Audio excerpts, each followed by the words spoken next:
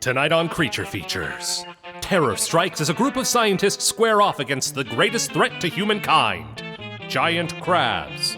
And Vince discusses fine art and the timeless medium of oil painting with special guest Stephen Russell Black. All this and more tonight on Creature Features.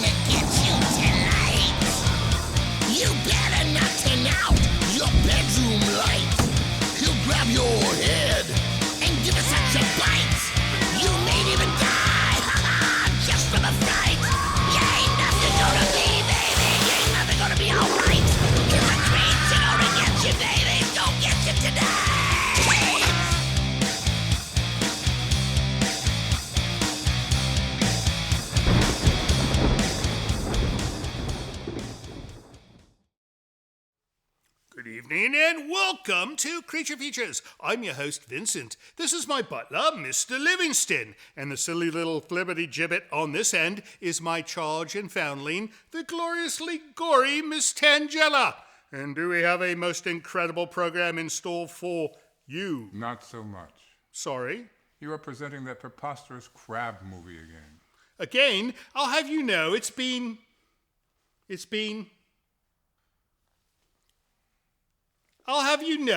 a hearty 749 days since we last aired this epic film, which so happens to star Pamela, Duncan, and Richard Garland, not to mention the magnificent Russell Johnson from Gilligan's Island fame. Lovely. Now, what about the guest? Of course, the guest. Joining us tonight will be the talented Stephen Russell Black. He's a fine artist and illustrator from the Bay Area that enjoys painting the darker side of surrealism and horror. He's done work for Image Comics, Imagine FX, as well as Magic the Gathering. He'll show us some of his work and tell us how he became an artistic connoisseur of the macabre.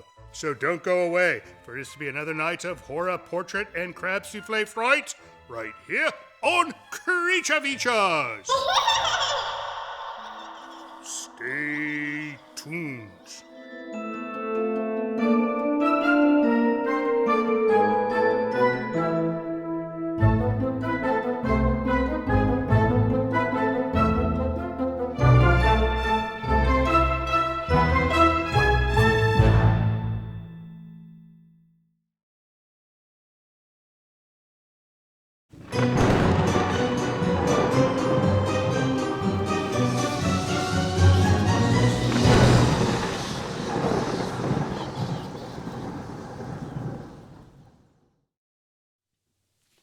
Attack of the Crab Monster. That's quite a title, is it not? It's good.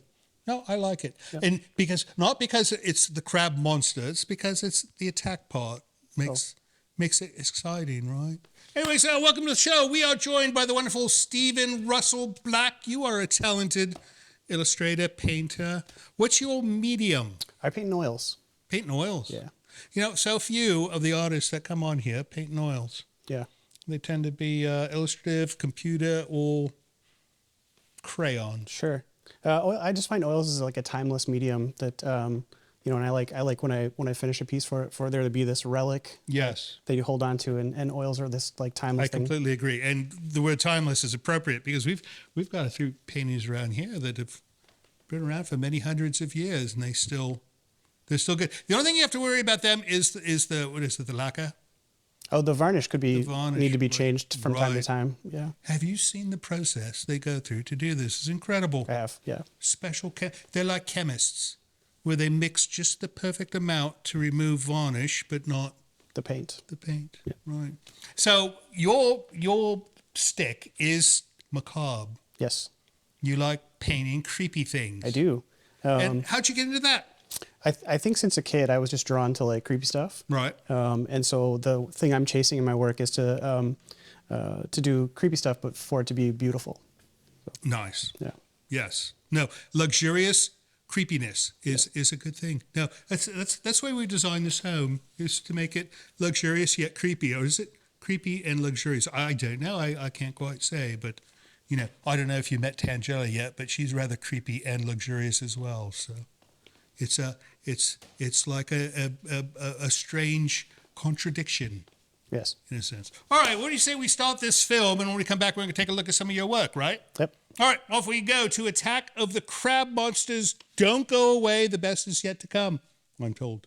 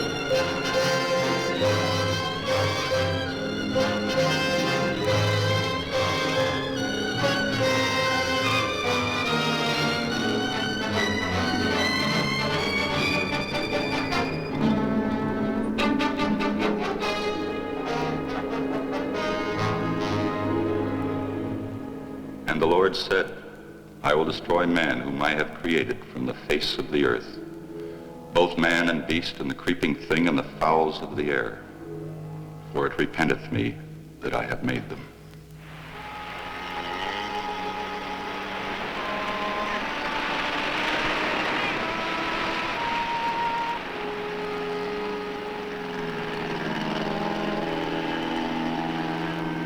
Make that line fast.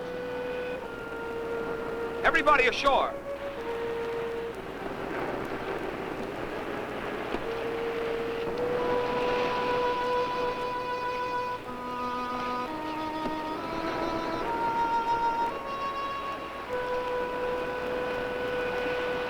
Strange. We can see only a small part of the island from this spot, but yet you can feel lack of welcome, lack of abiding life, huh? Yeah, I felt the same when I came here before to rescue your first group. I not only knew that they were gone, but that they were lost, completely and forever, body and soul. Please, Lieutenant. Some of those men were our friends from the same institute. I'm sorry, Miss Hunter. I'm not so sure you are right, Monsieur Quinlan. Maybe their bodies are gone, but who can tell of their souls, eh? Maybe if I call to them, they will answer. Their ghosts will answer. McLean! Hello! Hello! McLean!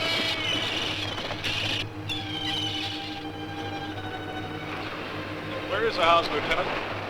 You can't see it from the shore. It's back in the hills, at the head of that gorge, just hidden in the cliff. How fitting. Might as well have a look at it. Well, they're coming in with the second load of supplies from the plane. Now let it set right up.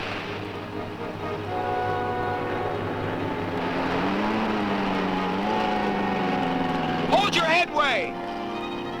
You can approach! Hey, sit down in there!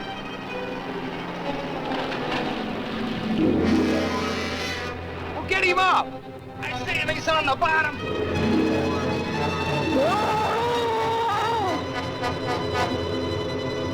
What's the ball up there?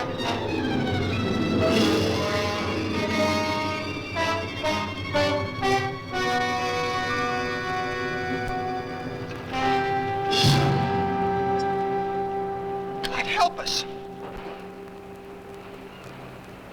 Cover it.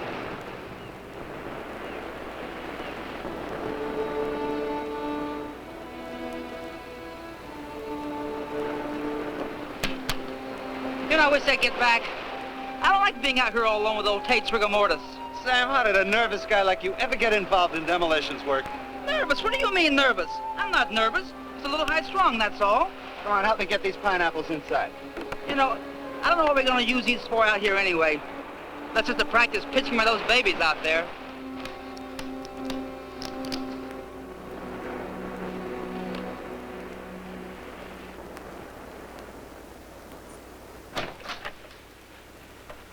Took his head off. His head? I'm afraid so. We're going to take him back to Eniwetok for burial. I hope that man's death is not an omen of things to come. Frankly, Doctor, I wouldn't care to stay here with you. But if you run into trouble or you need extra supplies, you can always reach the base by radio. And as of this rotten weather, will let us get back to the base at all. Something in the air is wrong. Can you tell me what it is, Lieutenant? I don't know, sir.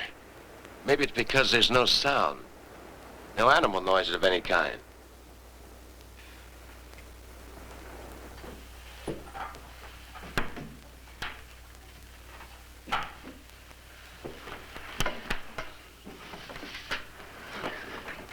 Well, looks like we got the dynamite by mistake. Looks like it. I'll cart it back down to the beach. Oh, excuse me, Doctor. That's quite all right. Just call me Marty. Okay, Marty.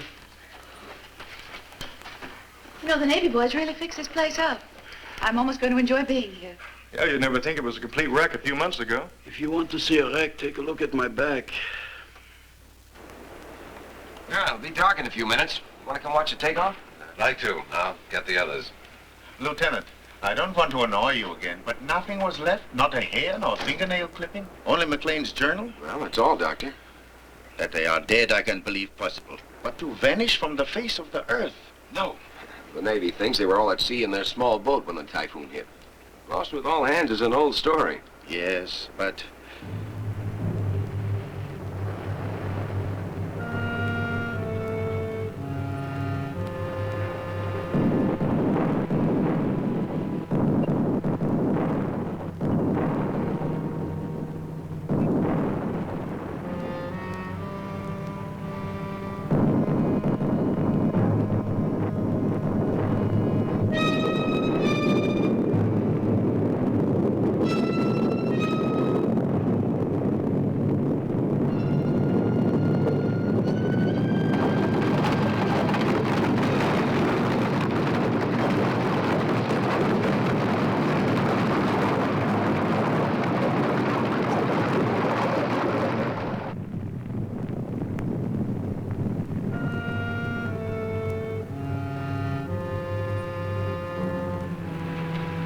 Everybody okay?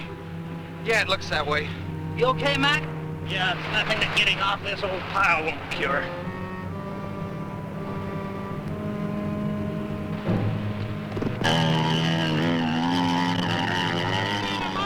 One month, no more. We'll watch you from the cliffs. Au revoir!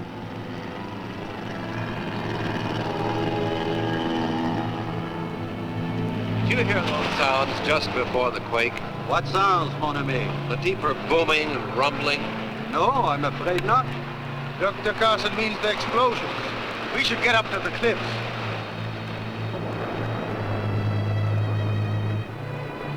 Hey, Hank, you're a scientist. How come they need a demo team like us in this hunk of dirt? I'm no scientist.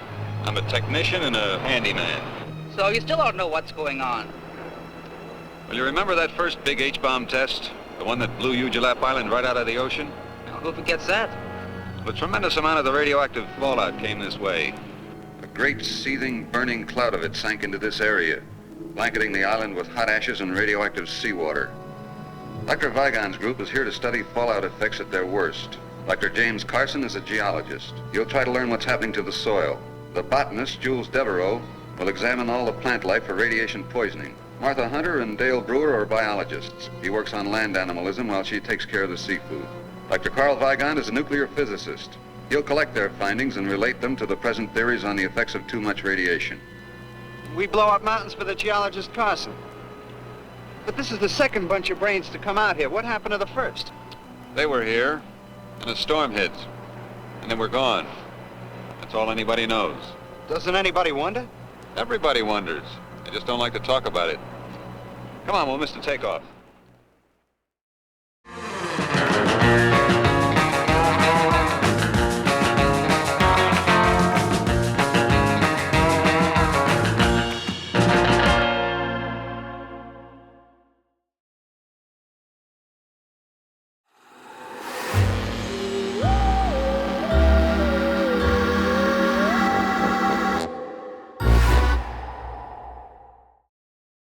Another missing scientist movie. So many films have started with the same premise. Oh, there's people missing. We have to go find them and find out what happened.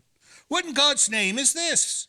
This is one of the paintings that I do. I would hope it is. Yeah. I would not have you on if it was somebody else's painting. That is incredible. It's making me dizzy just looking at it.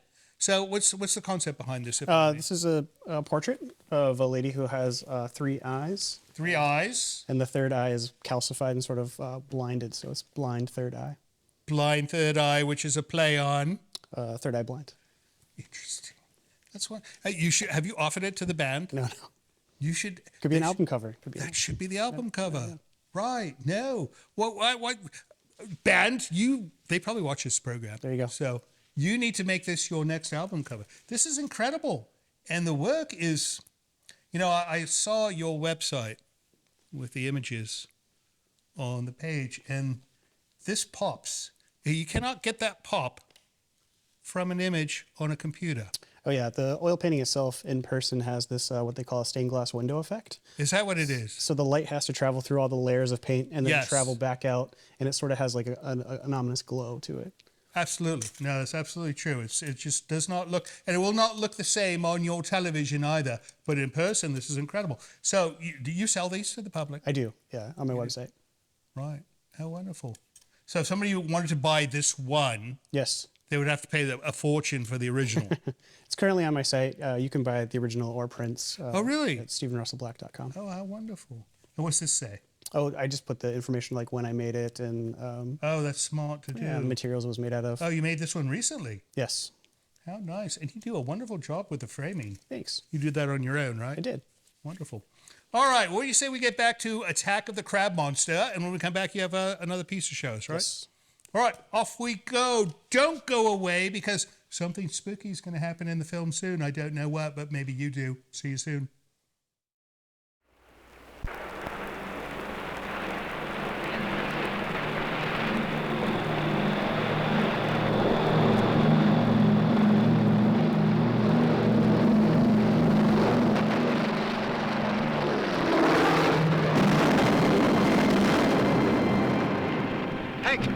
Get to the radio.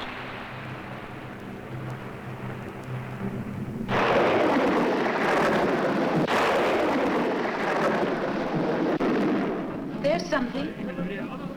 It's a commercial station. Probably Manila or Samoa. It's all from beyond the area of disturbance. I don't get a thing on the Navy bands. Keep trying. All those men killed.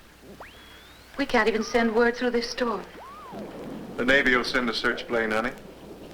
No, the Navy will assume that Lieutenant Quinlan decided to remain here rather than risk the storm. I know Weetalk's probably getting as much static as we are. Probably. Which means we can't do anything until conditions improve. So why don't we let Hank keep trying while we begin our own work? We have to go over McLean's journal sooner or later, so it might as well be now. Then let us go into the living room.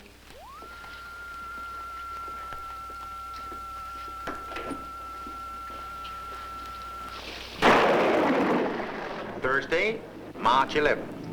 Today, Dr. Vendier's culture failed to produce any sign of bacteria, though left for 5 days in the open. Friday, March 12th. This afternoon, Professor Carter found a large piece of flesh having the same composition as that of the common earthworm, but measured 24 inches by 8. With this section as a measure, the worm-like creature would be more than 5 feet in length. Most intriguing is the tissue's consistency. It proves impossible to cut, knives passing through the flesh, leaving no mark. Fire was applied to the tissue, and the calorie result? The journal ends there.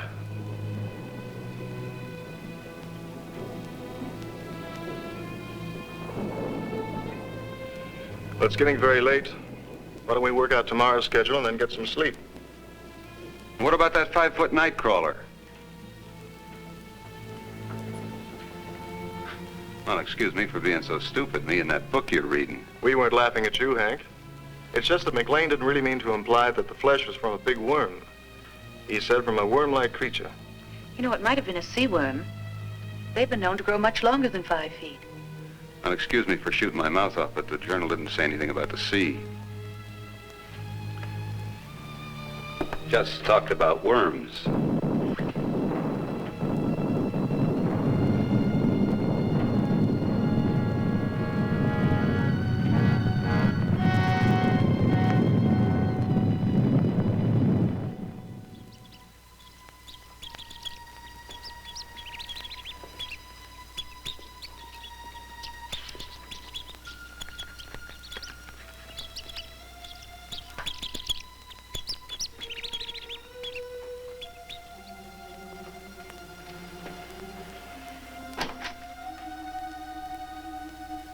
Nothing in my experience leads me towards McLean's worm theory. Nothing. You would know better than I. But why, I asked, did the writer stop in the middle of a sentence? Yes, why, Karl? Unless something really unusual happened, I'm sure he would have finished. We shall find out, I think. Well, Jim and I will head down the South Valley in the morning. You know, I haven't seen any insect life since we arrived. Shh. Quiet. Listen.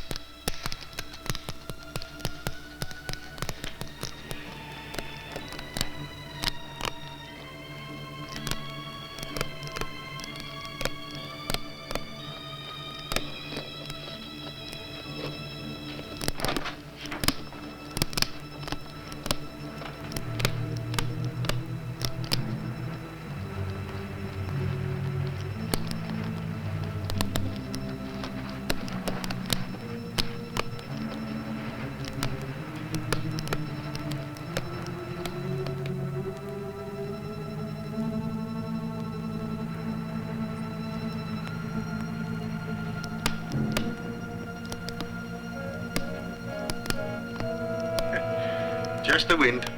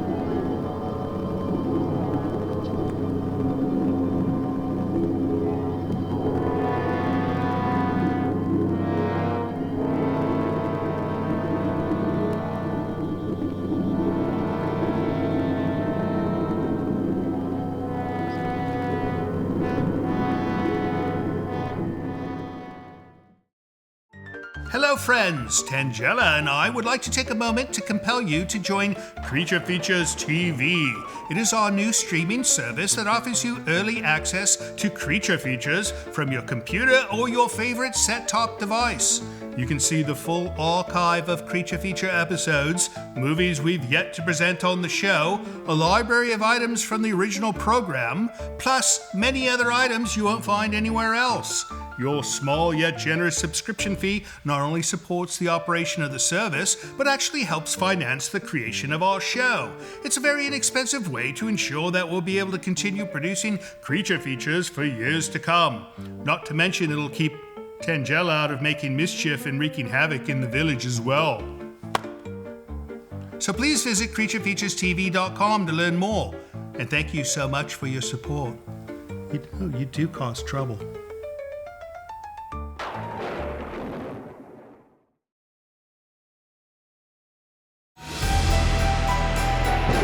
This portion of Creature Features is brought to you by CreatureFeatureStore.com, the official merchandiser of Creature Feature accessories.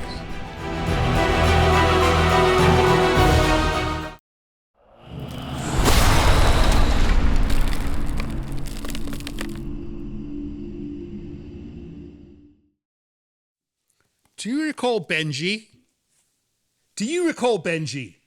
I recall there was a period of time where Benji was on everything, and everybody had a Benji dog, and all of a sudden he's gone. What happened to Benji? What is a Benji dog? It's this kind of dog, this dog. Huh.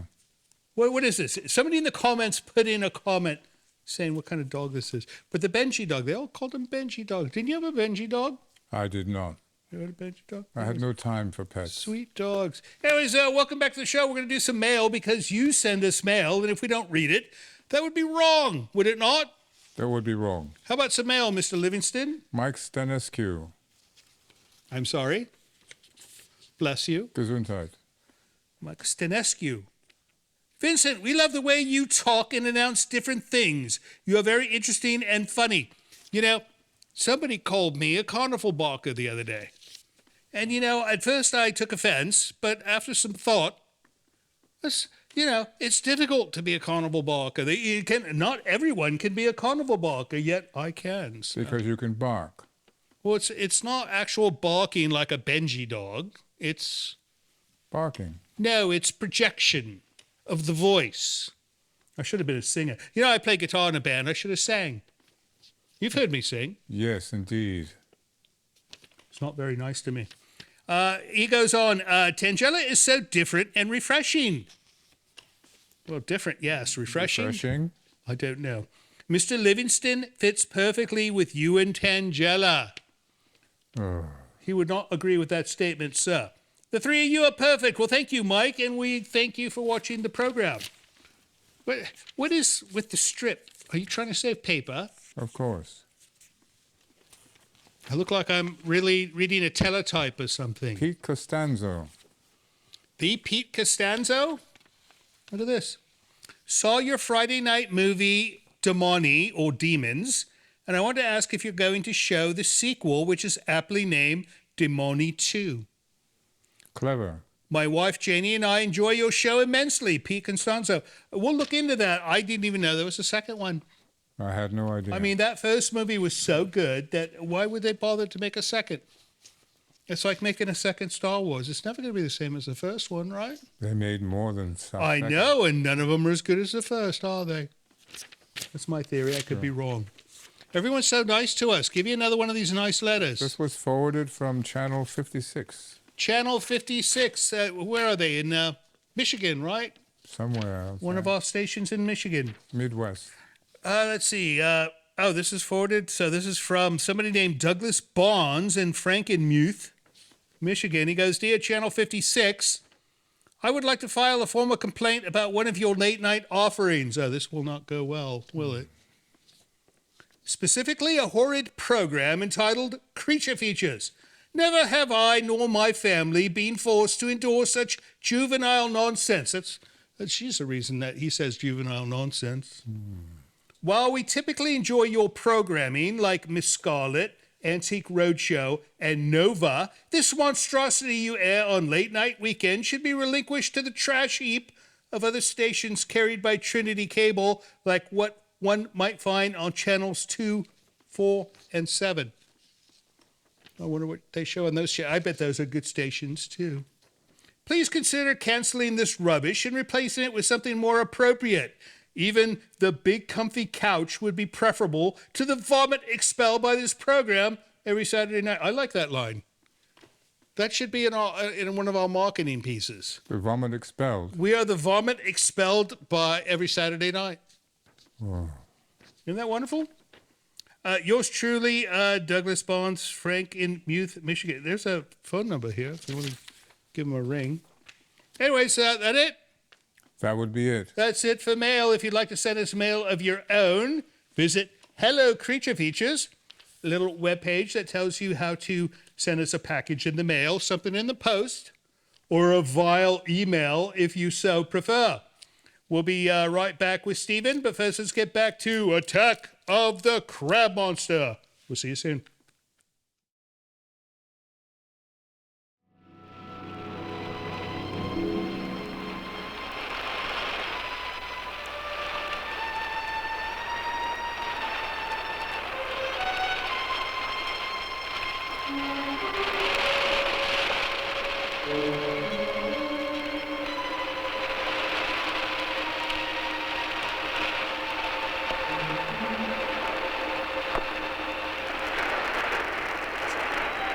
You nearly frightened me to death.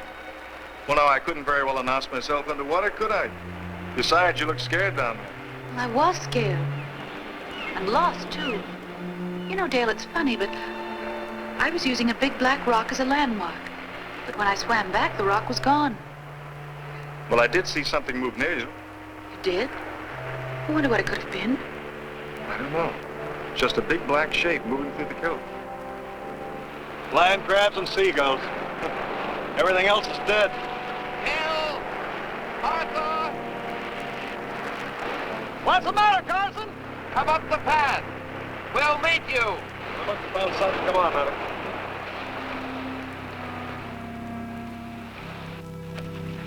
Oh, hold it. That rate you'll drop right off. Off what? Come, see for yourself.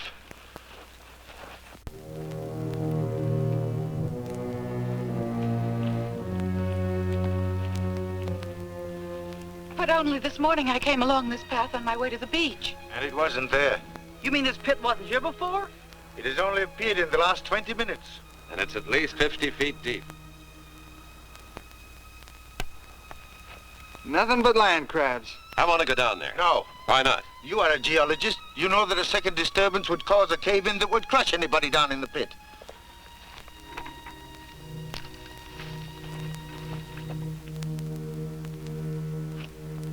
He seems pretty definite, Jim. Is he right about a cave-in? He could be, assuming this was caused by a disturbance. Why, it's glazed as though it had been fired in a kiln. Summers, you and fellows better put a couple of your lanterns around this pit so as to keep any of us from falling in the middle of the night. Okay. Come on, honey, let's go back to the house.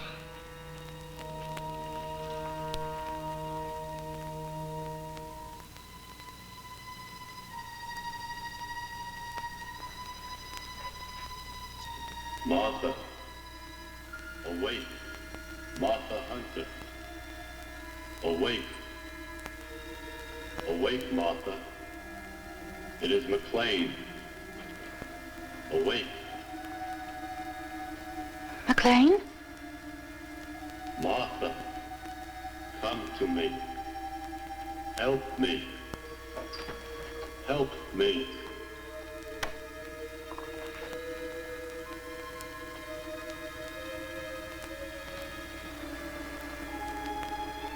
Martha. Martha Hunter. Help me. Help me. Martha, help me. Help me. Martha, come to me.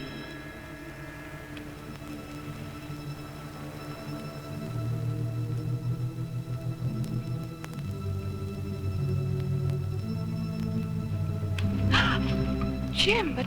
Well, So you heard it too? Yes, it was Orville McLean's voice. He called me as plain as day. Strange, because I only heard him call my name. How could the Navy search this whole island and miss a survivor? If he is a survivor, What does that mean? You heard him as well as I? someone could have been imitating his voice. Well, who would do that? I don't know, but I do know that McLean's dead. Maybe, maybe not. I'm going to find out for sure.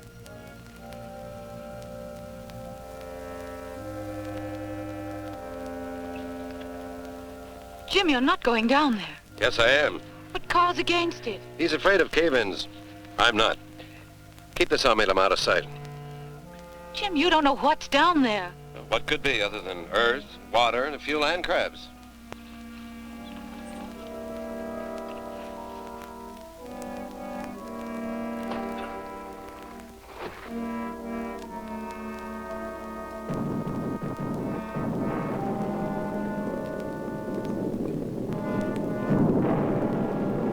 Jim? Jim!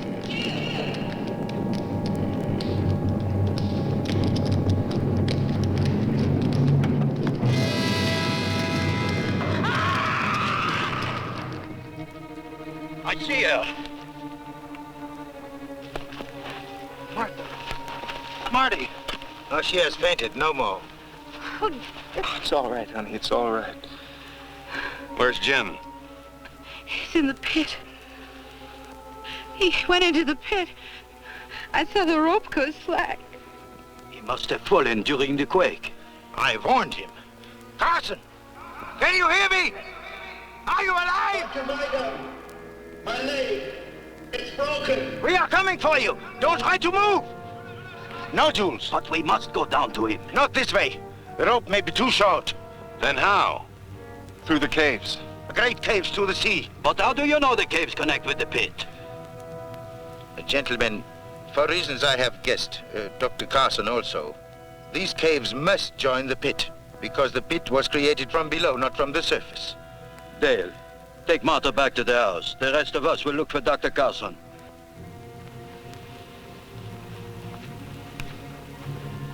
Dale, I'm all right. They'll need you with them. If we can bring Dr. Carson out, 2 of us are enough. If we can't, a whole army will do us no good. Are you hiding something from us, Doctor? A theory, perhaps? Maybe. Come, we must hurry. You all right? Just a little shaky. Let's get back to the house and get some coffee.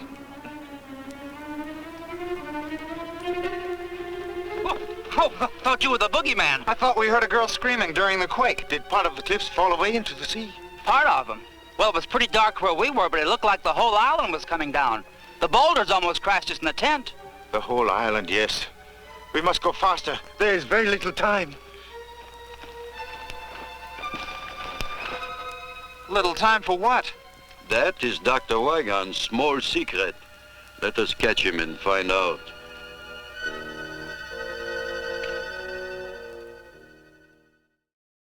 Friends, don't forget we've got a second YouTube channel. It's at cfextras.com. You'll find all the extra stuff we create there, so don't miss out. Subscribe today.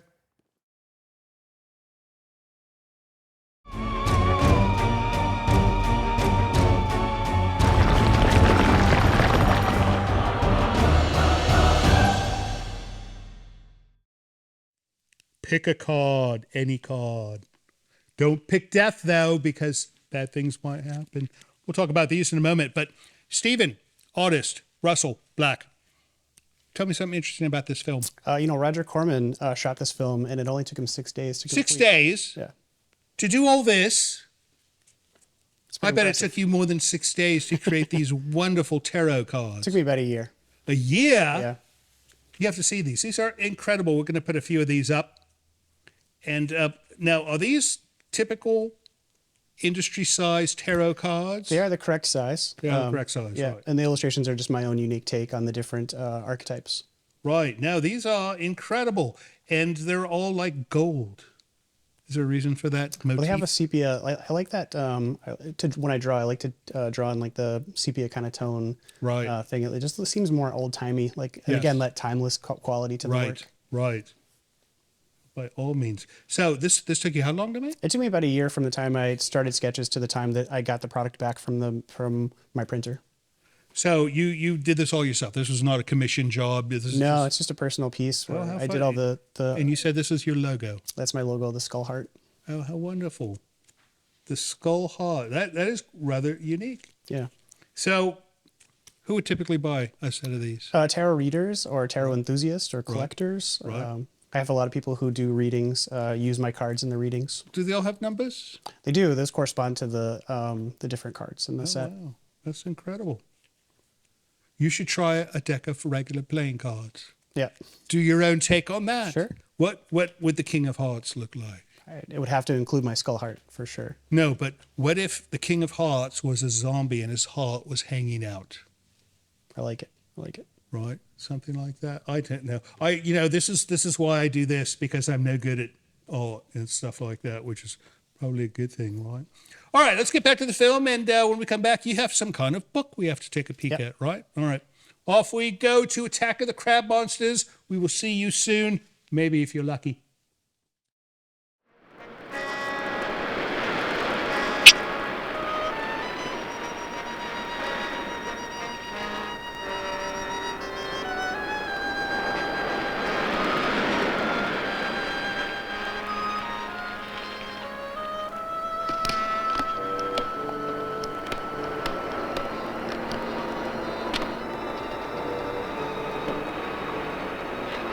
Why did you try to stop me from throwing that rock? I just don't like to kill anything, even such ugly creatures as these. Poor helpless things. Helpless nothing. You ever see a bunch of them start on a wounded Marine? They'd finish him off in 5 minutes. It's all more reason to get Jim out of that pit. Yes, all the more reason.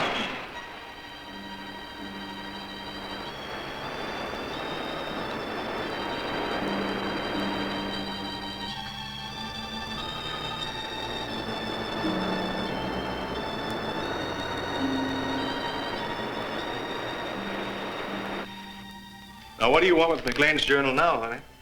I just thought I'd look through it and see what it was Max said about those great caves appearing in the sides of the hills. Well, it didn't say much, except that it always happened at night. It was right in here. There it is again. Not a quake. No, the other sound. I heard it at the pit.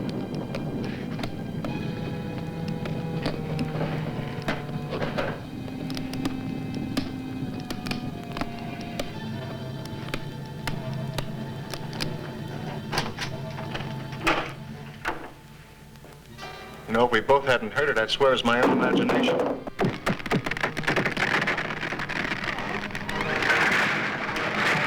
Dear, what can it be?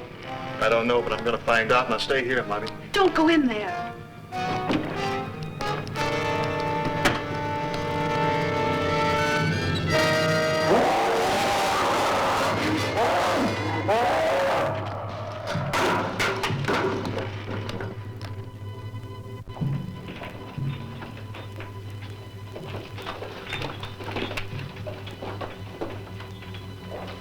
Put out the lights.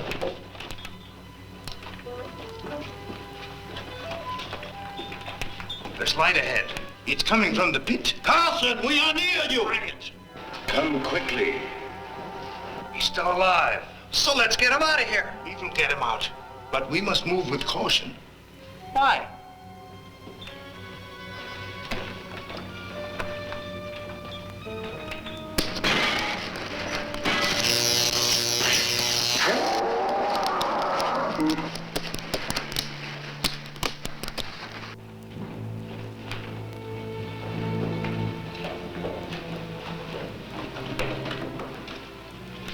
Do not call to him. Why not, Doctor? Blood? Where could he track himself? We will not find him tonight. We had better return in the morning when there's more light. Well, I don't like the idea of leaving him here all night with a busted leg. Nor do I. Up the rope, quickly. You might as well go back through the caves. No, up the rope. Dr. Weigand, you are a great nuclear physicist, while I am a simple provincial botanist. But there are things I do not understand. There are many things that I do not understand also, Jules. You had better climb.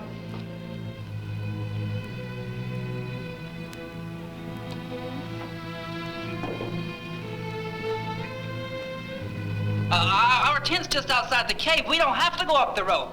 Up the rope? That's what I was afraid of.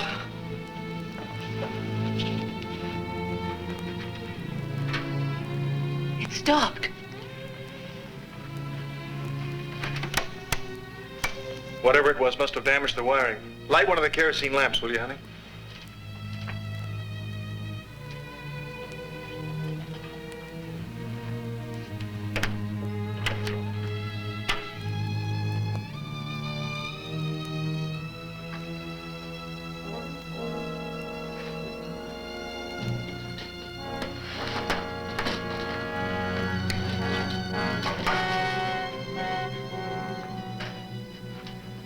Here's your motive.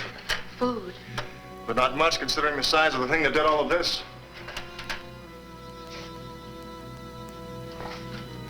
I guess there's no point waiting for the rest to get back. The storm should have let up enough for me to get through to the Navy now. Come on, honey. Oh, Dale.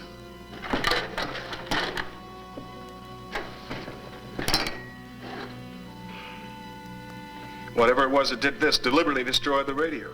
It had to be deliberate. Every piece of wiring has been ripped out and chopped to bits. Look, every tube has been sliced neatly in half. And it had to reach way inside to do it without wrecking these cabinets. Well, all I can say is, why wasn't I invited to the party? Not funny, eh? Well, that's as it should be. Do you think you can fix it? Fix it? I'll need a whole new outfit from the bottom up. You have parts? Enough to build a new one? I don't know. Why do you suppose it didn't come through the door and get us, Karl? I don't know. I can only guess. It would take considerable power to keep the intruder behind this door. There is power in the lighting in the living room. You mean it's afraid of electricity? I think so. Have you any other ideas? Once upon a time, there was a mountain. Hmm? Yesterday, when we came to this island, there was a mountain out there. Today, there's no mountain. I'm not surprised. You're not surprised at anything, are you, Doctor? I suppose you can tell us what tore up this room last night. No, I cannot tell you that. But I can tell you this. Everything that has happened from the death of the first sailor to the destruction of our radio must be somehow related. They are too far from the normal scheme of things to be separate accidents. If there is a single cause, then that cause is outside of nature as we know it. Yes, that is why I insisted on caution entering the caves. We are unquestionably on the brink of a great discovery. It is not likely that that discovery will be of a pleasant nature. That is the sum of my knowledge. If you need more, I suggest you ask Dr. McLean when next his voice calls in the night. Now, let us again seek Dr. Carson. Hey, Creature Feature crew. This is Joe calling from Reno. Me and my wife watch you guys every Friday night and every Saturday night on YouTube. Want to say thanks for the great job and just suggest it really is time for the Milpitas Monster again. Keep up the good work. Love all you guys. Take care. Bye.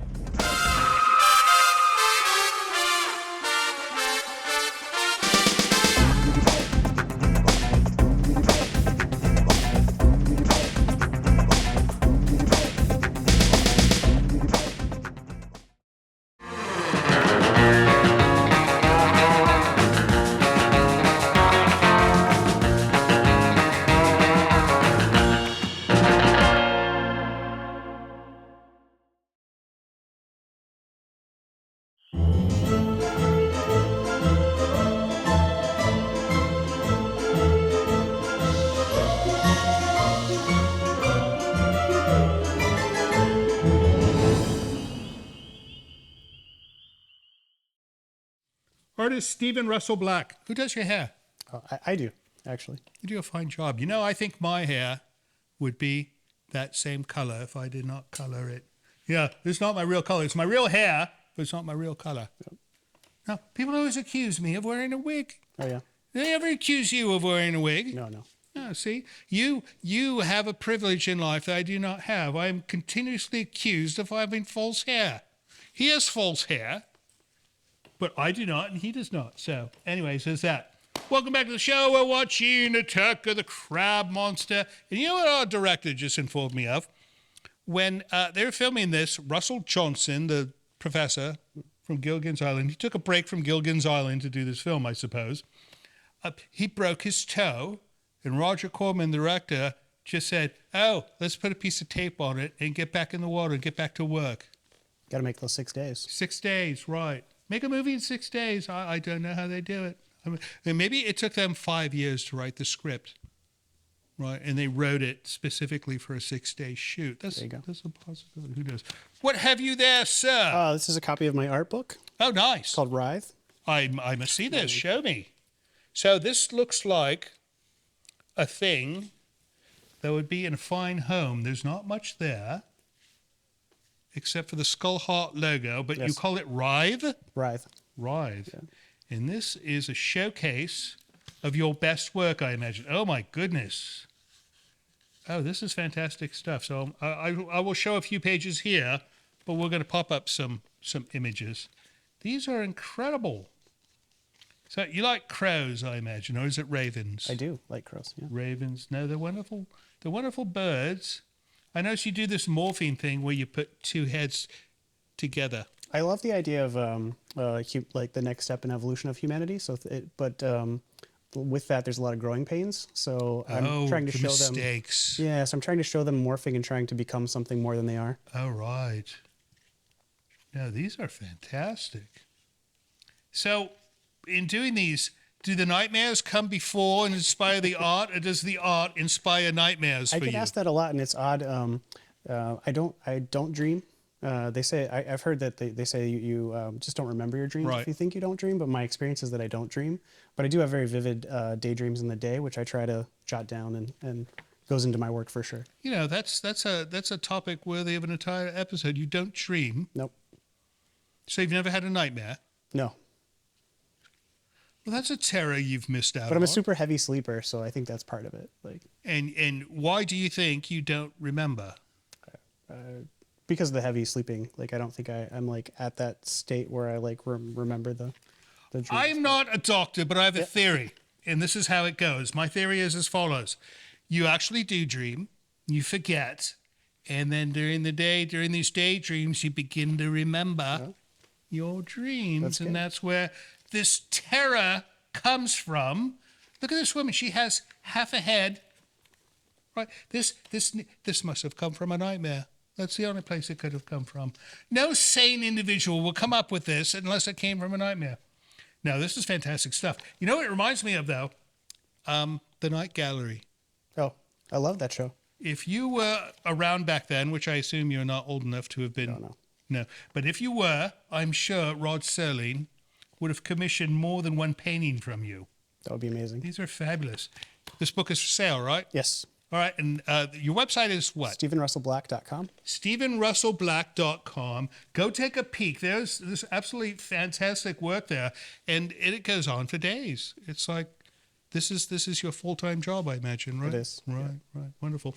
All right, what do you say we get back to this film, and then when we come back, we're going to talk about things you've got coming up, right? Yes. All right, off we go back to Attack of the Crab Monster. Enjoy it while you can. See you soon.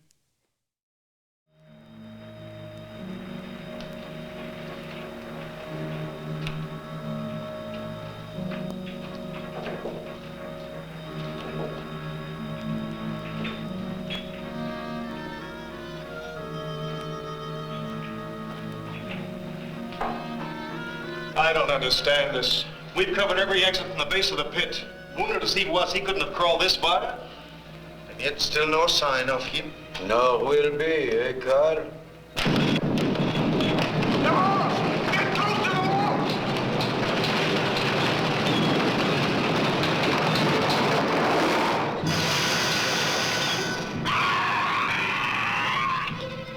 Something to tie it with. Top of my pack, Karl. You'll need a tourniquet, too. Hello there, anybody alive? You all right? How did you know we were in here? We didn't. We were on the other side of the island. Well, what used to be the other side of the island? Most of us fall into the drink already. So we run in here when we heard you call. Call? We didn't call you. Whose voice did you hear? Well, it sounded like the other guy. You know, the fellow fell into the pit. So he is still alive. If we do not move fast, Jules will not be alive. Come, give us a hand.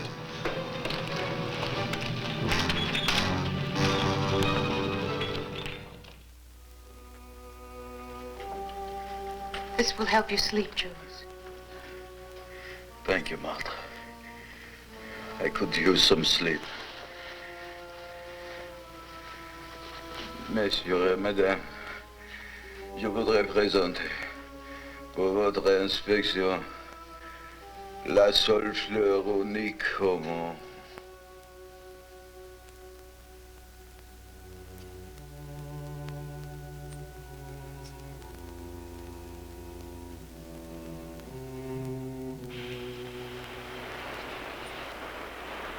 Give me 2. Here's 2. And I'll take 1. Bet you 10. Okay, I bet you 10, and I'll raise you 10. If you're not careful, you'll raise us both 10 feet. What's the matter, nervous? What do you mean, nervous? Okay, what do you got? 3 queens. Well, big deal, so you finally won a hand. I'm still 100 sticks of dynamite and 1 wild explosion ahead of you.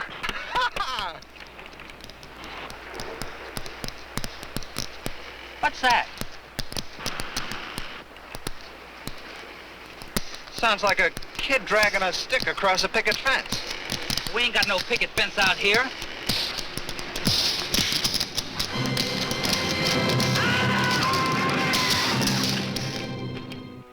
Professor Deveroux. Professor Deveroux. Who is there? Seaman Ron Phillips. And Sam Summers. We found Dr. Carson.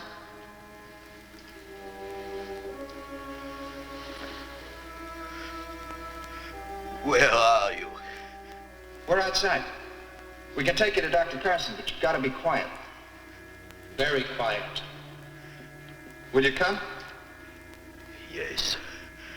Come down the path toward the big pit. We'll meet you there and lead you to Carson. I will be there.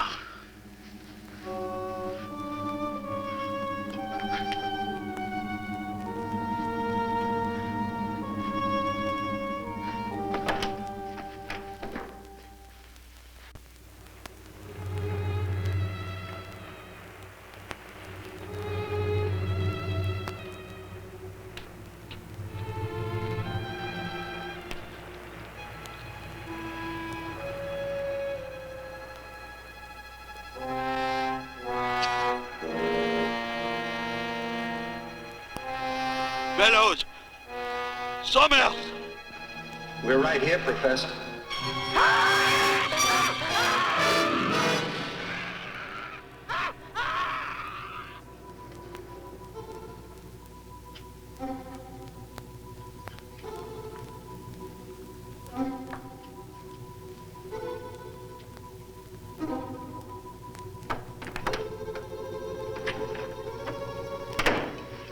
Sounded like Jules. Deveroux? Yes. What is it? I am here. Are you all right? Yes. The pain is less. Keep talking. We thought we heard you cry out. I have been asleep. Perhaps you were talking in your sleep. Ah, yes. Then I hope I did not blemish the reputations of any fair ladies I may have known. You didn't mention any names. I never asked any names. Tell me of this cry you heard. It sounded like you. Like you would have sounded in your death agonies. It could hardly have been me, Doctor. When I have been here all the time, dreaming of all the things I might learn to do with only my left hand. I dreamed it was fixed with a hook. And when I... Congratulations, Dr. Weigand. Where are you? Where all of you soon will be. I shall be back tomorrow night. Bonsoir. Deveroux! Deveroux! What does it mean, Doctor? He is dead. But he spoke, Karl. This is supposed to be a ghost story? No. No, I do not believe in ghosts. We are dealing with a man who is dead, but whose voice and memory live. How this can be, I do not know. But its implications are far more terrible than any ghost could ever be.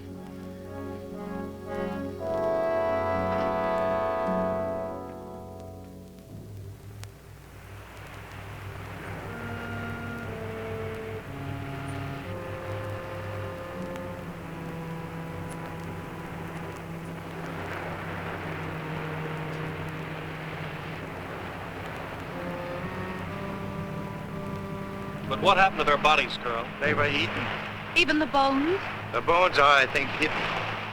Most of the dynamite is gone. Huh? Dynamite? But not for grenades. I don't understand it. I don't understand it. Well, I may as well pick up what's left. Yes, we shall need them. We shall have to stay away from the beach hereafter. Come, Hank, we still have the radio to repair. Tonight we will wait for Jules to speak to us.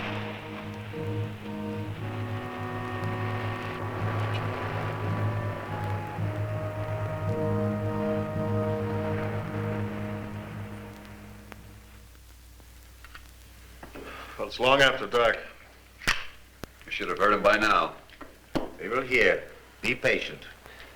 Good evening, mes amis. I am glad you are all still with us. Be not shocked that the weapon speaks. I transmit, so I must be received. Hearken to all things metal, for I may be in them. What do you want? First, I want to reassure you that I am of sound mind, if not of body. Something remarkable has happened to me. I would like all of you to come and see for yourselves. Where are you, Jules? In the caves, at the bottom of Carson's pit. And what about Carson? I'm here too. My leg no longer troubles me. It's almost exhilarating. Will you come? Yes. Wait for us. We'll wait. Let's go. Dale. We shall need the equipment. We must go. We have to find out. Hello, this is Mr. Livingston. It would appear I have been tasked with requesting you to help our show financially by visiting our Patreon page. Your generosity will help us keep Creature Features on the air. With only a few dollars a month from you, your kindness will allow us to continue creating new entertainment for your viewing pleasure each and every week. And if you have the desire to give more, you might even receive a gift from Tangela. I think not. Please visit the website below to learn more. Thank you.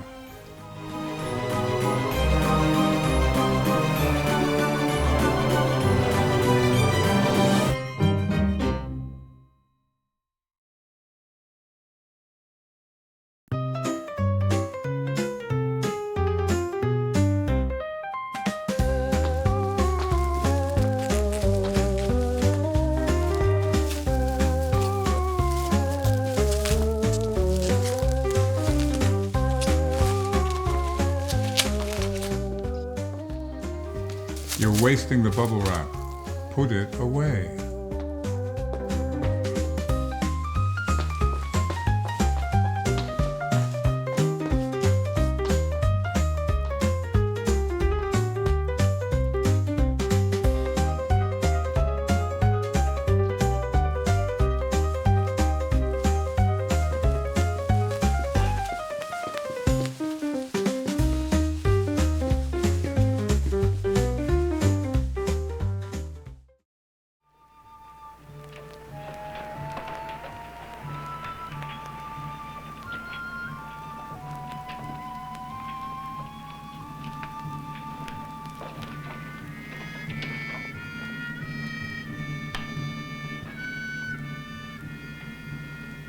We are here!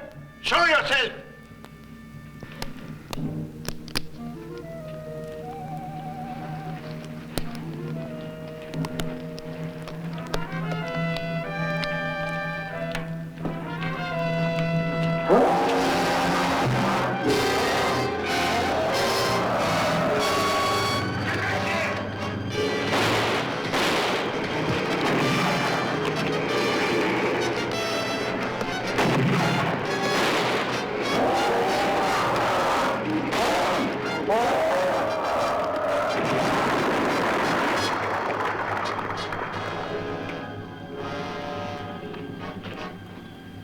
I killed it.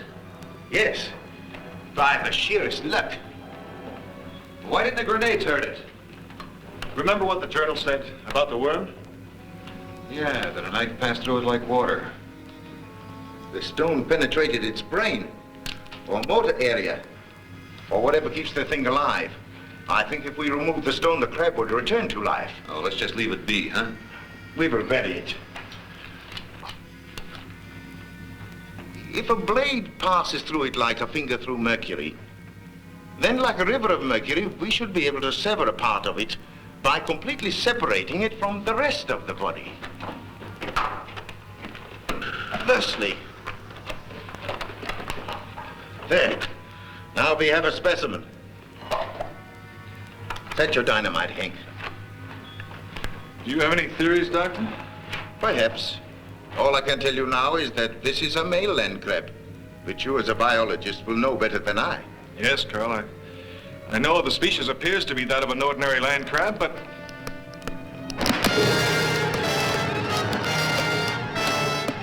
Out, quickly!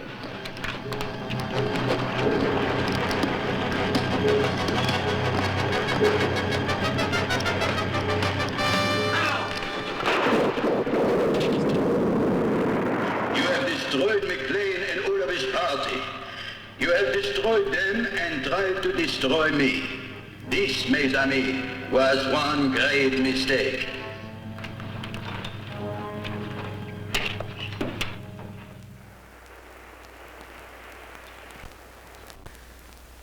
Well, Doctor?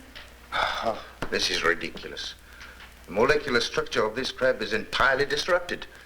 There's no cohesion between the atoms. I don't understand. Nor do I. Apparently we have one of those biological freaks resulting from an overdose of radiation poisoning. The way to explain it is, look, electricity. The free electron in the copper atom breaks off to circle the next atom, taking the charge along the wire. Do you follow me, Hank? I think so. The free electrons jump from atom to atom along the copper at the speed of light. I remember that from high school. Yes, atom to atom. Well, something like that has happened to our crab. But instead of free electrons, the crab has free atoms, all disconnected. It's like a mass of liquid with a permanent shape. Any matter, therefore, that the crab eats will be assimilated in its body of solid energy, becoming part of the crab. Like the bodies of the dead men? Yes. And their brain tissue, which after all is nothing more than a storage house for electrical impulses.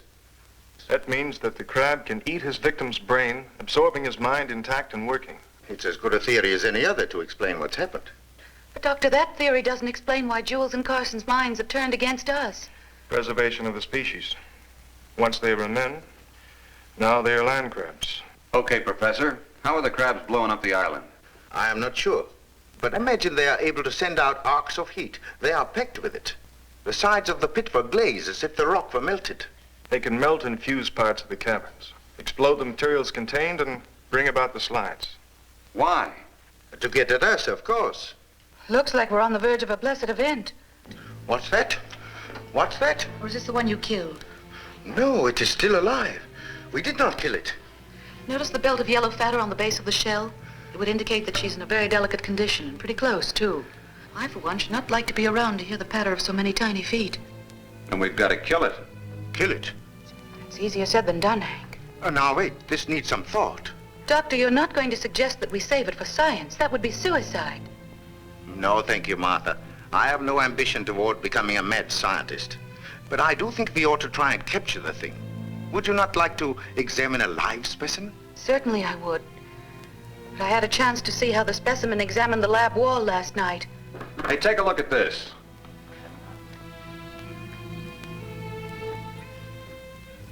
You said something about the crab being afraid of electricity, Doctor.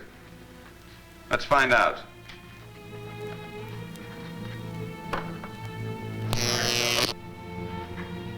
Ashes? The electricity destroyed the leg in less than a second.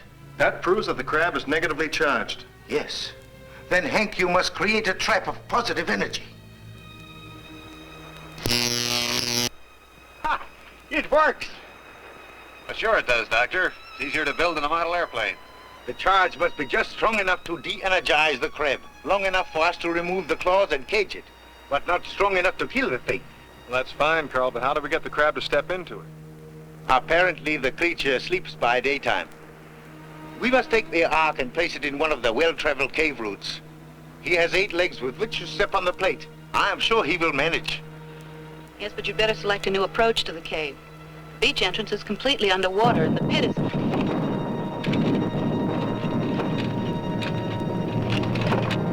He is using the dynamite. We must hurry.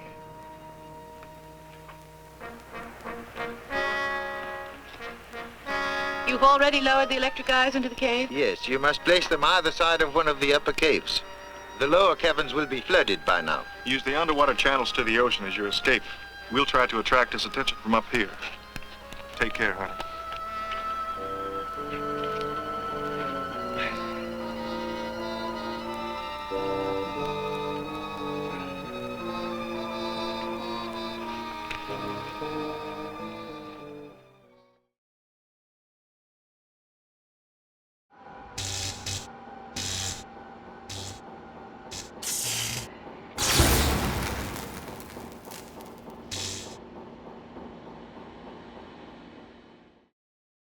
Attack of the Crab Monster. This would have made a great rock and roll song. It would have. Attack of the Crab Monster. It could have been like a surf-themed thing. I like it. You had a piece of trivia you were telling me during the break, and I insist that you repeat this piece of trivia. Yeah, so do you remember the guy at the beginning of the film where he falls in the water and gets his head snipped off? Yes. That was actually the writer of the film.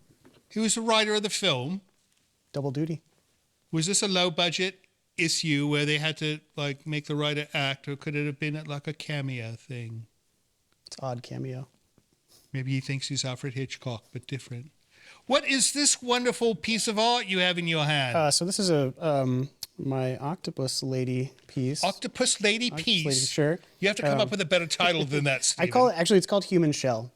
Oh, I like that. An octopus can already change its shape and color, and so my next logical, like sci-fi kind of horror theme is that what if it used those abilities to start mimicking other creatures, namely us? Yes.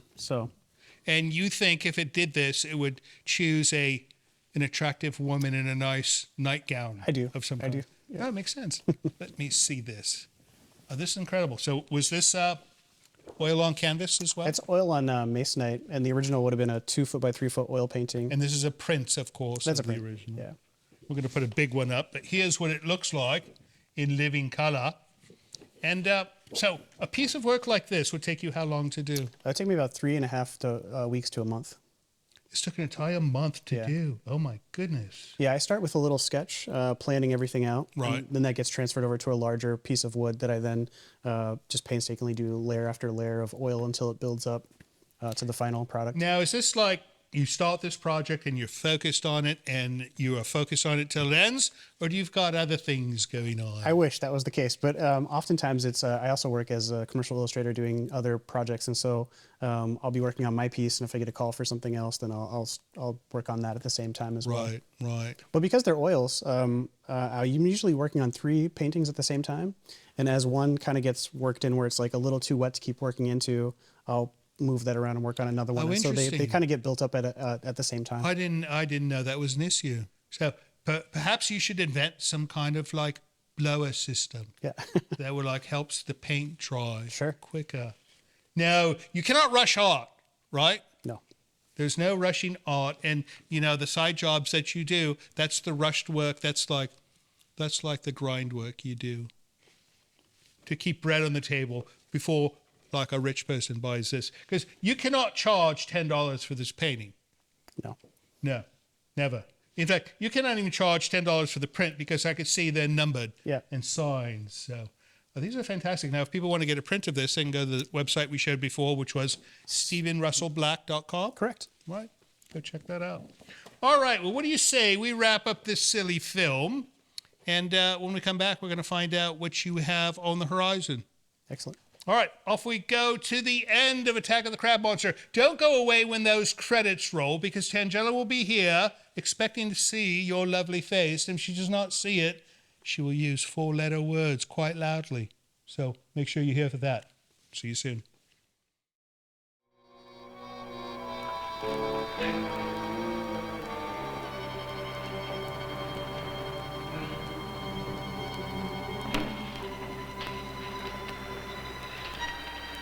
might as well get to work.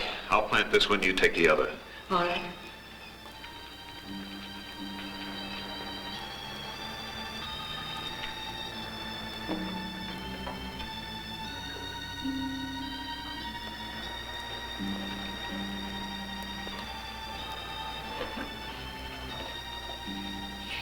Lonesome in here. It's lonesome everywhere. You know, I bet you can even be lonesome in a crowd. Yeah. Unless, of course, you found that special someone. Found him yet? Why do you ask? Because behind that wall.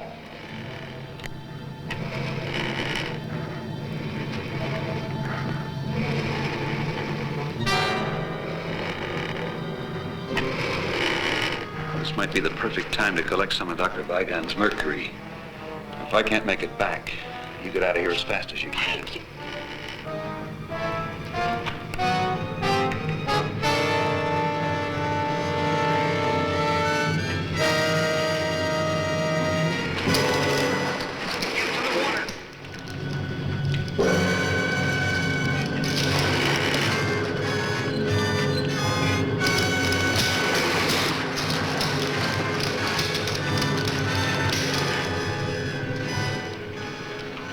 Water's down that tunnel.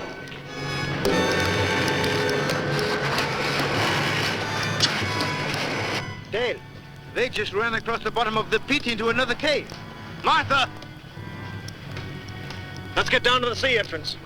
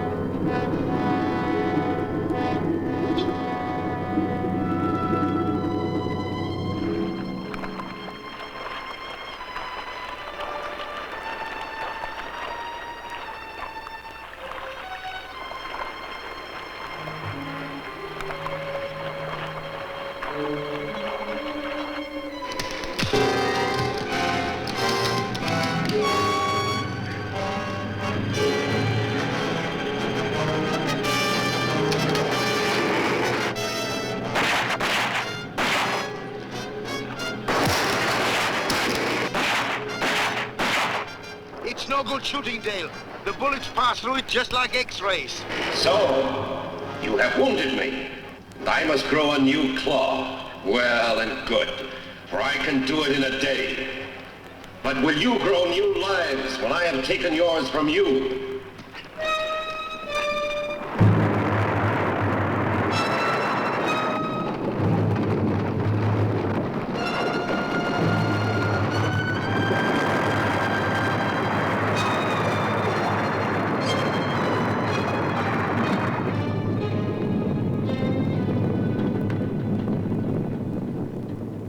You think it'll work now, Hank?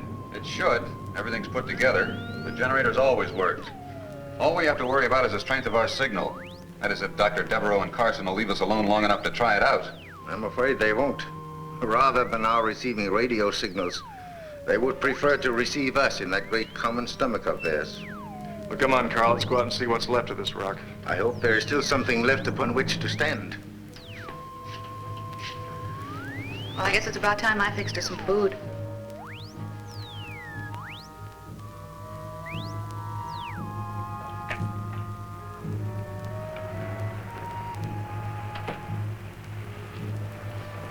There used to be ridges there for maybe 2 miles. Now there's less than half a city block. Soon we will have nowhere to run. That's the idea, isn't it? The path is still there. Yes, Karl, but where does it lead?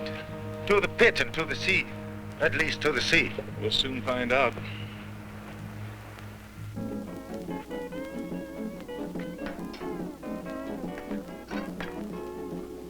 Hello, Malahinis. This is your favorite disc jockey, Pineapple Joe. Listen now to Mocha Kima and his Molokai boys playing Moana Loa Lava. It's working. Only the receiver, not the transmitter. Well, can you fix it? I don't know. Maybe with this telegraph key and a Morse code setup. Well, we don't have to worry about the pit any longer, Karl. No. Shall we go? Might as well. It's not wasting any time. Sound came from over there. Let's go. Oh, Hank, I don't know what we'd have done without you. Where did you ever learn to fix all these things? In the Navy during the war. And I knocked around a lot in the radio and the TV repair business. You ended up in the South Pacific. Yeah. How'd you get here? Oh, after Dale and I graduated, we stayed on at the Institute and research. You've been together ever since? Uh-huh. And when his promotion comes through, we'll be making it a lifetime partnership. Yeah. Well, let's go find Karl and Dale and tell them this thing works.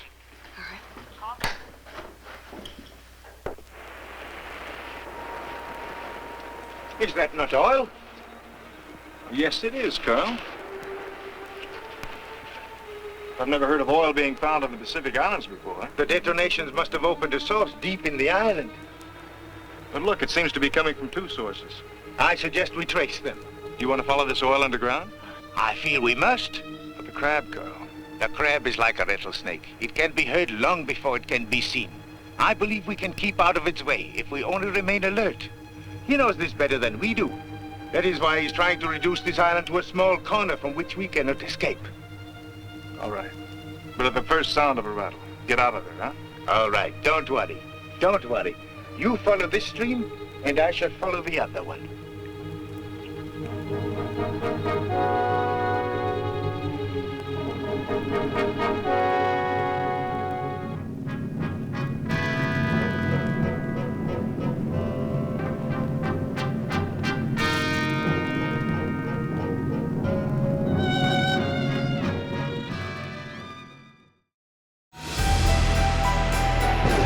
This portion of Creature Features is brought to you by CreatureFeatureStore.com, the official merchandiser of Creature Feature accessories.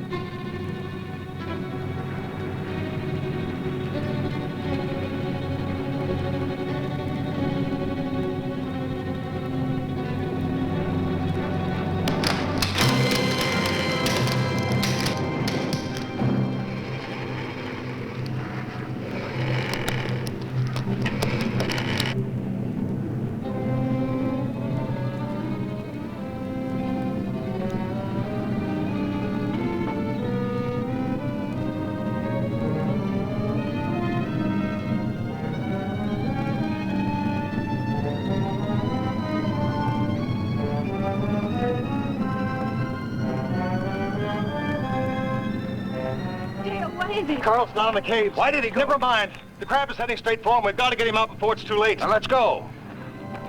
Stay there, Marty.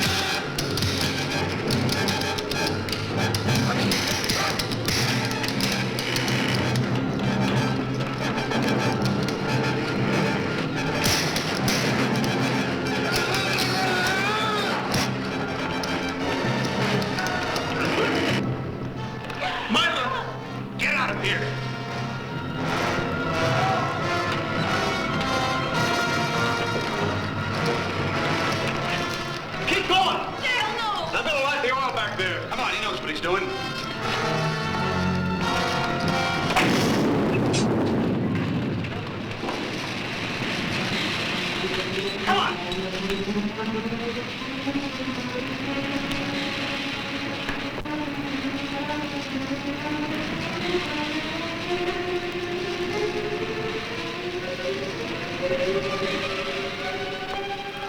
you kill it?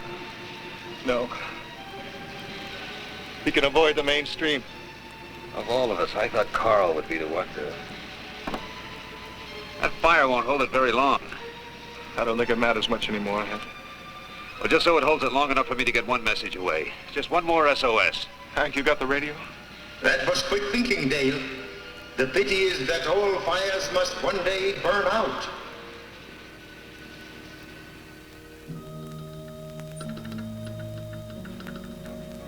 You getting through, Hank? How should I know? I'm not on the other end of this thing. Oh, Hank, you must get through. I know it. It's gone dead. I am afraid that won't help you, Hank. By the time ships and planes can arrive, this island will have vanished beneath the waves of the sea. But you will not drown. You will be a part of me. And as with McLean, there will be no evidence of how you vanished, or of my existence. We will rest in the caves and plan our assault upon the world of men.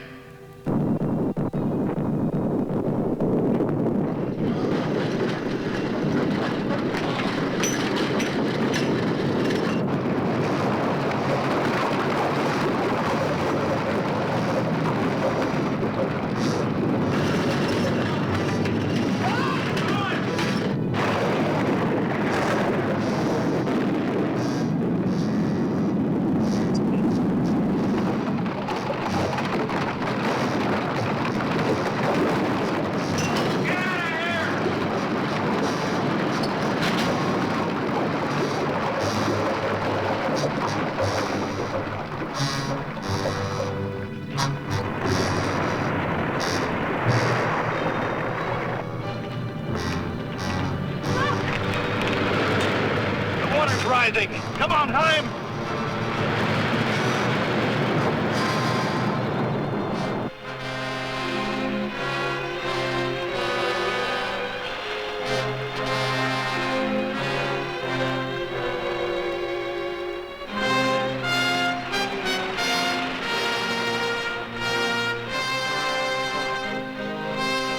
Hank, you got any fight left? What for? It's only wasted energy. Sure, I got fight left. I don't know what good these will be now, Hank. But I got 2 grenades left. How about you? I got 4. Let's see what's in the toolbox.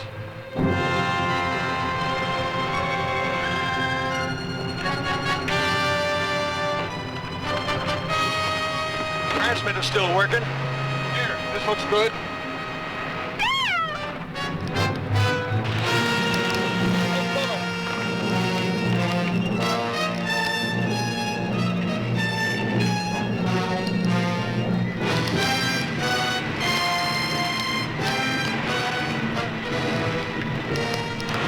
Blast it, Hank.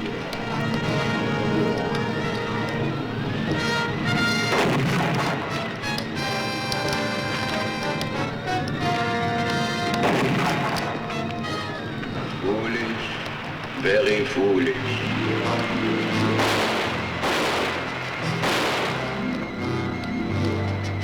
Watch it, Hank.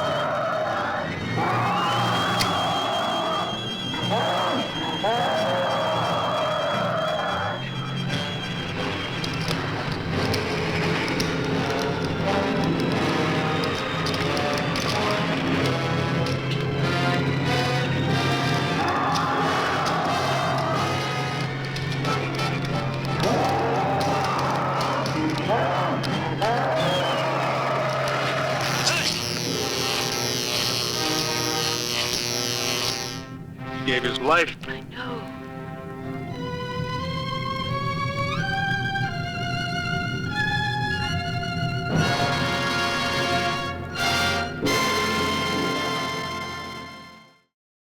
And so ends Attack of the Crab Monster. You know, the professor should have done this on Gilligan's Island to save the castaways, right? Doesn't that make sense to, like, sacrifice himself somehow? Although there was no crab monsters, and yeah, that would have been great.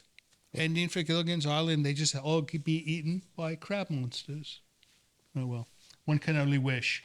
Anyway, so what's next for you, sir? I'm touring around this year with the Oddities and Curiosities Expo. Oh, I've seen this. This is where they have strange art, like things like old doll heads with lights inside and things like that. Are you like hiding from the audience? They want to see your smiling face. She loves this artwork. No, she does. I knew she would love that as soon as she saw it.